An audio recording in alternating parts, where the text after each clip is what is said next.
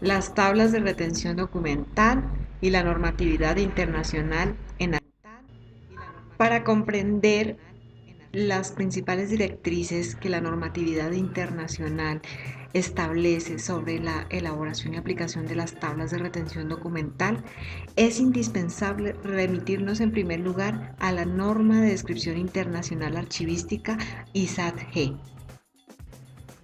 Podemos decir en primer lugar, para comprender la norma internacional ISAT-G, que ésta se constituye en una herramienta de gestión que permite establecer especificaciones elementales para la elaboración de descripciones archivísticas compatibles a nivel nacional e internacional, para la cual puede aplicarse con independencia del tipo documental o soporte físico de los documentos de archivo, excepto para documentos especiales como sellos, registros sonoros o mapas. Permite además facilitar la integración de las descripciones de diferentes archivos en un sistema unificado de información y facilita la elaboración de una primera aproximación a los fondos en una visión sintética de conjunto. Dentro de la norma ISAT-G existen algunas reglas que se denominan como reglas de descripción multinivel. Estas reglas forman parte de un proceso dirigido fundamentalmente a algunos aspectos como garantizar la elaboración de descripciones coherentes, pertinentes y explícitas, facilitar la recuperación y el intercambio de la información sobre los documentos de archivo, compartir los datos de autoridad, hacer posible la integración de descripciones procedentes de distintos lugares en un sistema unificado de información. Procederemos a continuación a describir cada una de estas reglas. La primera de estas reglas es la descripción de lo general a lo particular. Esta regla quiere decirnos que debemos representar las descripciones resultantes en una relación jerárquica del todo, es decir, que va desde lo más amplio a lo más específico. Para describir un fondo debemos proporcionar información de este como un todo, mientras que en los niveles siguientes debemos proporcionar información de las partes que se están describiendo en forma detallada. La segunda regla de descripción multinivel la podemos denominar como información pertinente para el nivel de descripción. Es decir, que debemos proporcionar solo aquella información adecuada al nivel que se está describiendo. La tercera norma de descripción multinivel la podemos denominar como la no repetición de la información. Es decir, incluir la información común a todas las partes en el nivel más alto que sea adecuado. No debemos repetir en un nivel más bajo de descripción la información que se haya dado en un nivel más alto. La cuarta regla de descripción multinivel la conocemos como vinculación de las descripciones y consiste en vincular cada descripción con la unidad de descripción inmediatamente superior, si es posible identificar el nivel de descripción. Otro punto fundamental de la norma de descripción internacional ISAT-G es que contiene algunos elementos de descripción necesarios para que dicho proceso sea más coherente y completo. Hay ciertos elementos que nos definen la cantidad y calidad de la descripción que queremos hacer. El número de elementos que debe incluir una descripción archivística dependerá de la naturaleza de la unidad de descripción, por lo cual en cualquier descripción puede utilizarse todos los elementos, dentro de los cuales en esta norma contemplamos alrededor de 26 elementos que se usan para describir fondos, secciones o series. Cuando se llega al nivel más bajo, al de la unidad, suelen utilizarse los campos mínimos necesarios como fondo, sección, serie, asignatura, topográfica, fechas, contenidos, notas, entre otros. El primer elemento de descripción de la norma internacional ISAT-G es denominada área de identificación. Este área de identificación tiene por objetivo principal identificar la unidad como única descripción e implantar un vínculo con su descripción representada. Como regla general podemos decir que se debe utilizar su identificación única según los siguientes elementos. El código del país, según la última versión de la norma ISO 3166, y los códigos para representación de los nombres de los países. Debemos tener en cuenta también el código de archivo, según la norma nacional de códigos de archivo u otro identificador de su ubicación. Y el código de referencia local específico, el número de control u otro identificador único. En el área de identificación podemos encontrar entre otros los siguientes elementos. En primer lugar, el título. El título consiste en nombrar la unidad de descripción. Como regla general podemos decir que se deben utilizar los títulos correctamente de acuerdo a las reglas de descripción multinivel señaladas anteriormente y las normas nacionales a que haya lugar.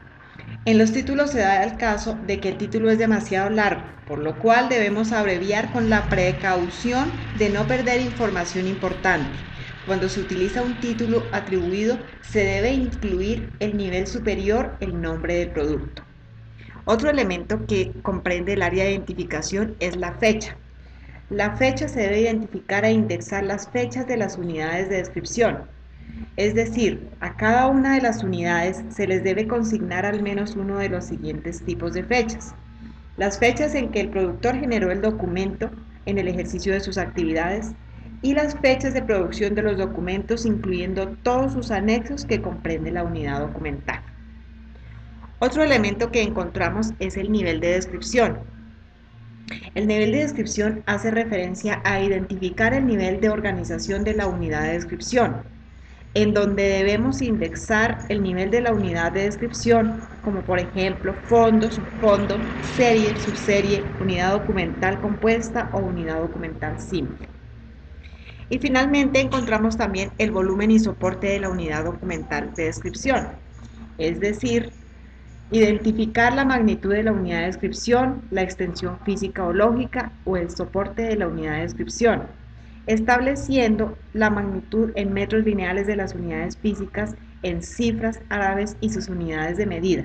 Asimismo, como sus soportes de las unidades de esta medida deben figurar entre paréntesis, cuando se realiza en metros cúbicos se hace el mismo procedimiento. El segundo elemento de descripción dentro de la norma ISAT-G tiene que ver con el área de contexto. El área de contexto básicamente tiene algunos elementos que debemos tener en cuenta, como es el nombre de o de los productores, es decir, debemos identificar los productores de las unidades de descripción.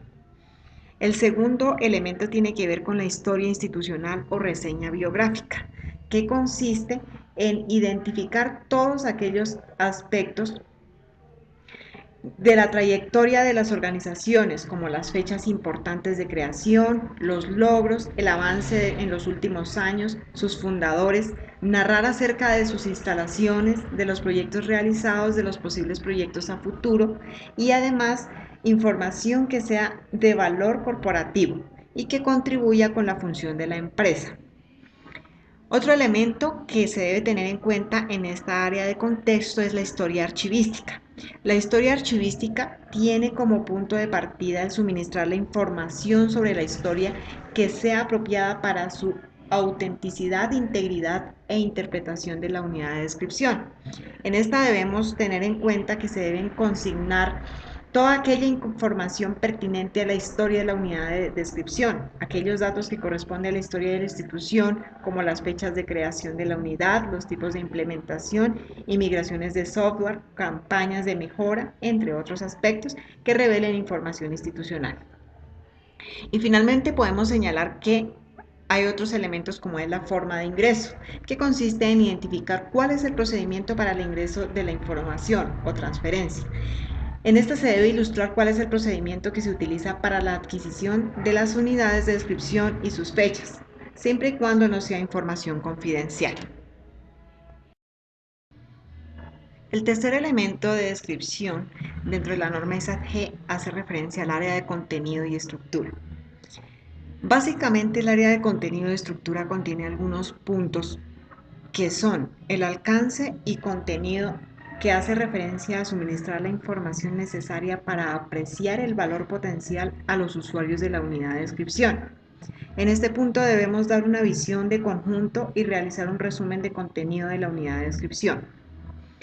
El segundo punto dentro del área de contenido es la valoración, selección y eliminación, es decir, proporcionar la información para realizar acciones en cuanto a todo lo que tiene que ver a la valoración, selección y eliminación, estableciendo las actividades de valoración de las unidades de descripción que afecten de alguna manera al documento.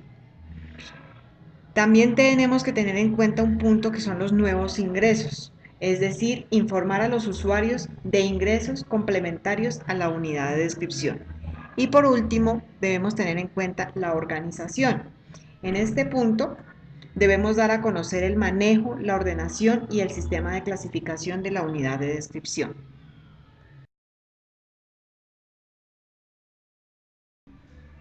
El cuarto elemento que establece la norma de descripción ISAT-G es el área de condiciones de acceso y utilización. Dentro de este punto de descripción debemos tener en cuenta aspectos como las condiciones de acceso, las condiciones de reparación, la lengua, escrituras de la documentación, las características físicas y requisitos técnicos de la documentación que se quiere describir y los instrumentos de descripción. Es decir, debemos tener en cuenta dar a conocer los instrumentos que se encuentran en el archivo o productos, siempre y cuando proporcionen información relativa al contexto de la unidad de descripción. Como quinto elemento dentro de la norma ISAT-G podemos identificar el área de documentación asociada. En esta área básicamente lo que se busca es identificar la existencia y localización de los originales. Si el original de la unidad de descripción está disponible, se debe especificar su localización junto con cualquier otro número de control significativo. Cuando los originales no existen, se debe reportar este hecho. También se debe tener en cuenta la existencia y localización de copias, así como las unidades de descripción relacionadas y la nota de publicaciones. Es decir, dentro de este campo de nota de publicaciones debemos dar a conocer información de cualquier publicación que se base en el uso de la unidad de información y debemos incluir referencias de las tracciones o ediciones familiares publicadas. Finalmente podemos encontrar el área de notas, en donde debemos dar información que no haya podido ser incluida en ninguna otras áreas.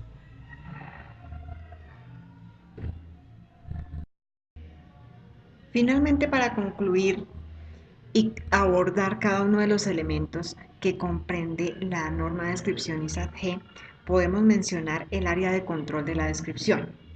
Dentro de esta área de control es importante incluir aspectos como nota del archivero, es decir, explicar cómo está preparada la descripción, especificando las fuentes de consulta para la descripción y quién lo elabora.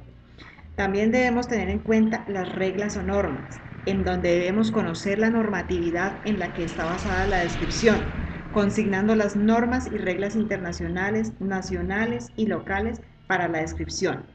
También debemos incluir las fechas de las descripciones, en el cual debemos dar a conocer las fechas de elaboración y revisión de la descripción, indicando las fechas reales de la implementación y las actualizaciones de la descripción.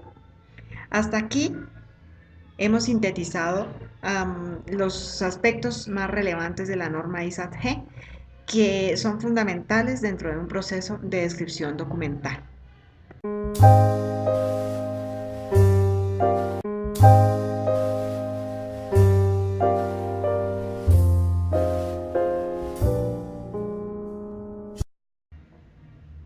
Dentro de las normas internacionales existe además una norma internacional para la descripción de funciones.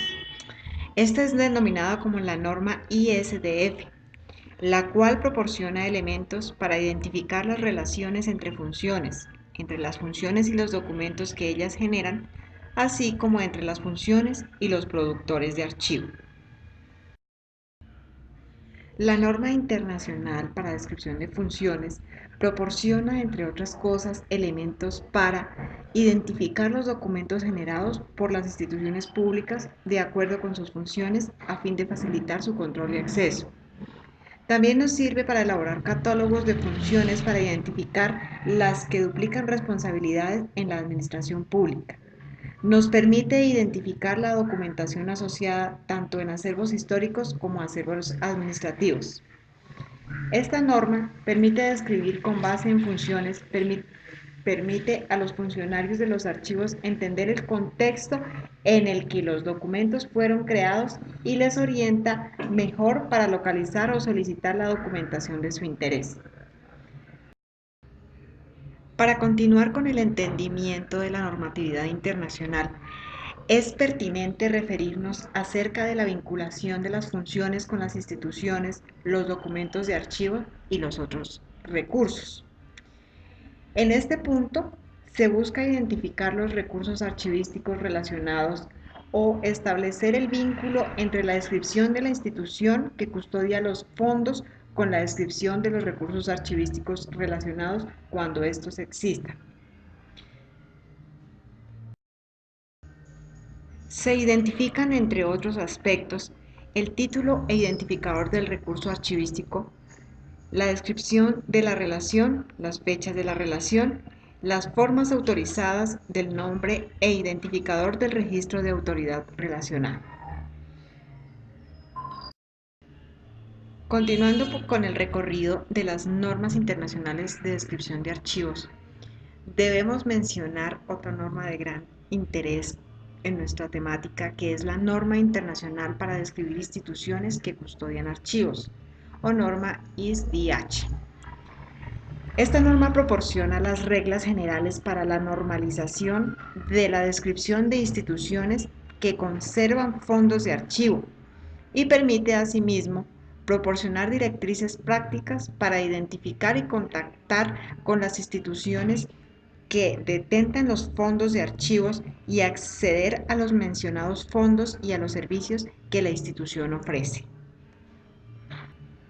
Esta norma también nos permite establecer enlaces con listas autorizadas de bibliotecas y museos, desarrollar directorios comunes de instituciones que custodian el patrimonio cultural a nivel regional, nacional o internacional, así como la producción, también a nivel regional, nacional e internacional, de estadísticas sobre las instituciones que conforman documentos de archivo.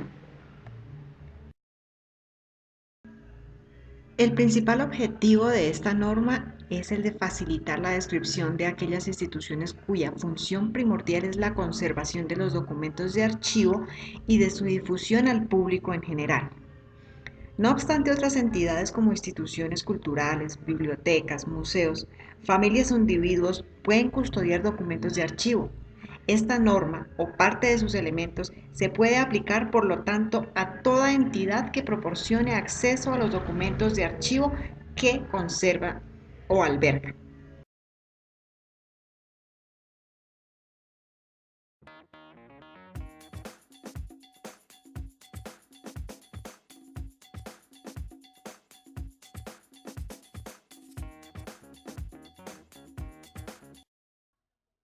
Continuando con la temática, ahora nos enfocaremos en establecer cómo se vincula la institución que custodia los fondos de archivo con los recursos archivísticos y sus productores. Para esto tenemos que decir que esta vinculación se establece mediante la implementación de esquemas de clasificación o cualquier otro criterio ejecutado por la institución o empresa, con el único fin de ordenar de manera sistemática sus fondos documentales representados en un cuadro de clasificación documental. Es así que esto se puede conformar mediante el título e identificador del recurso archivístico, la descripción de la relación, las fechas de la relación, las formas autorizadas del nombre e identificados del registro de autoridad relacionada.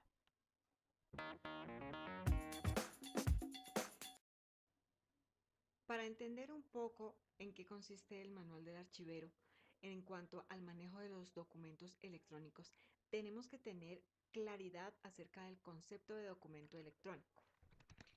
En este orden de ideas podemos decir que el documento electrónico es todo aquel documento que ha sido elaborado en cualquier máquina que funciona de manera electrónica o transferido del mundo físico al mundo digital a través de un escáner o cámara de fotografía digital.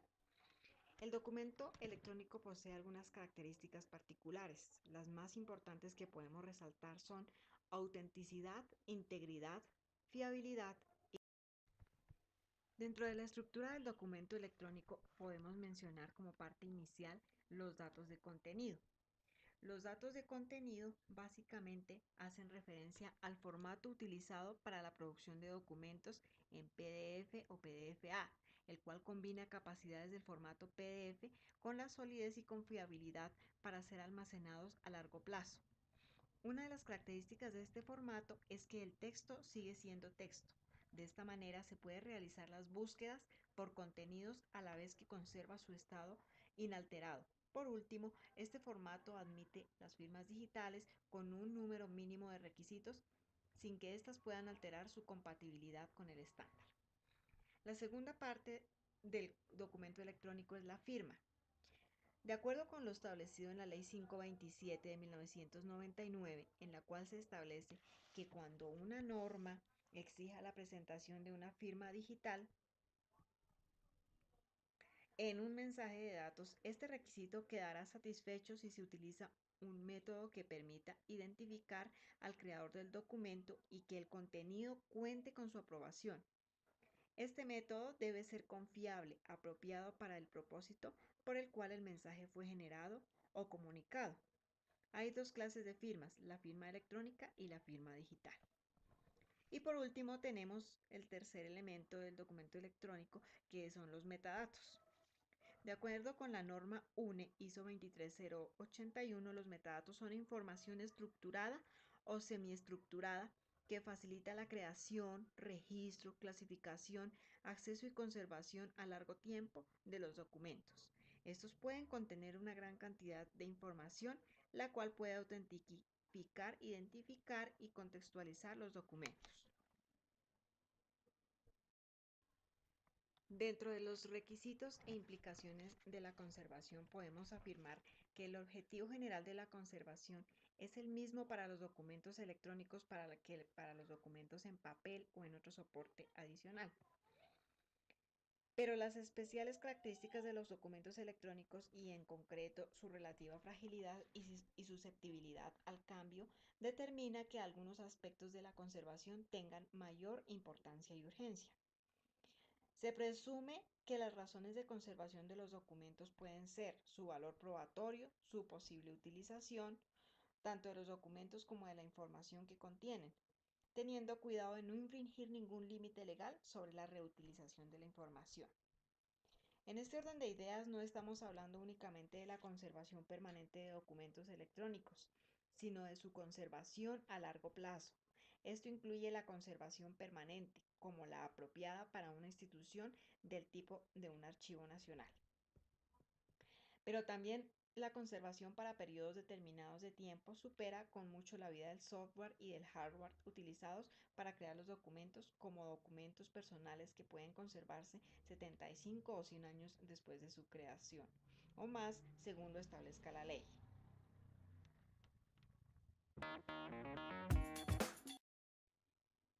¿Cómo se manejan los documentos electrónicos y el manual del archivero? El manual del archivero y documentos electrónicos nos ilustra el tratamiento que se le debe dar a todos los documentos que reposan en un formato electrónico, al igual que la gestión realizada para el aseguramiento y almacenamiento, con el fin de brindar una adecuada recuperación de los mismos a futuro. La función de los archiveros o archivistas consiste en realizar toda aquella gestión importante para la administración de los archivos y en su defecto los documentos en papel y en formatos electrónicos. Se basa en las dos normas, la ISO 15489 y la ISO TR 15489. La terminología y las definiciones que utiliza proceden de la ISO 15489-1, que se enfoca en la gestión de documentos.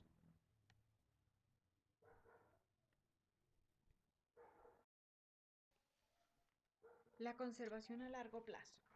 La conservación a largo plazo es una de las incógnitas actuales acerca de la conservación de los formatos de los documentos que ya se generan electrónicamente en cumplimiento con las leyes de conservación. Y más importante aún, se trata de buscar la forma de su recuperación futura del contenido de toda esta información. La conservación a largo plazo plantea básicamente la posibilidad de mantener el contexto de la tecnología, mantener el acceso continuo, convertir el papel por microfilm, conversión a formatos estándar y conversión a modalidades de software. En otras palabras, podemos decir que el concepto de largo plazo hace referencia a un periodo de tiempo más allá de la vida del sistema, bien sea del software o del hardware, con el que se crearon los documentos. Por lo general, 5 años en las estimaciones actuales de cambio tecnológico. Podemos presumir que previamente existe un método de valoración de qué documentos han de conservarse. No hace suposiciones sobre el objetivo por el cual los documentos deben conservarse o qué tipo de acceso ha de proporcionar. Finalmente, dentro de la temática que estamos tratando, podemos decir que la normatividad internacional se aplica en Colombia porque nos proporciona una gran cantidad de conceptos que se pueden aplicar en el proceso de organización. Una de las razones es que los profesionales de los archivos deben mantener conocimientos actualizados sobre las normas internacionales y nacionales de descripción que hagan posible la normalización de los archivos, fundamentalmente por razones de costos, operaciones, compresión e integración. De esta forma, las normas pasan a ser un vehículo de comunicación entre los creadores de los documentos, gestores de información y los usuarios, facilitando la comprensión tanto de la naturaleza de los documentos como de su contenido. Para terminar, también podemos decir que la normatividad se utiliza con el fin de estandarizar la terminología con base en las normas existentes. La norma ISA-G recopila y da orientaciones claras y es un ejemplo de la aplicación de las normas internacionales en Colombia. Realmente la aplicación de normas internacionales es a partir de la normalización y uso de la norma para gestión documental. Las normas y aplicación son de ámbito universal.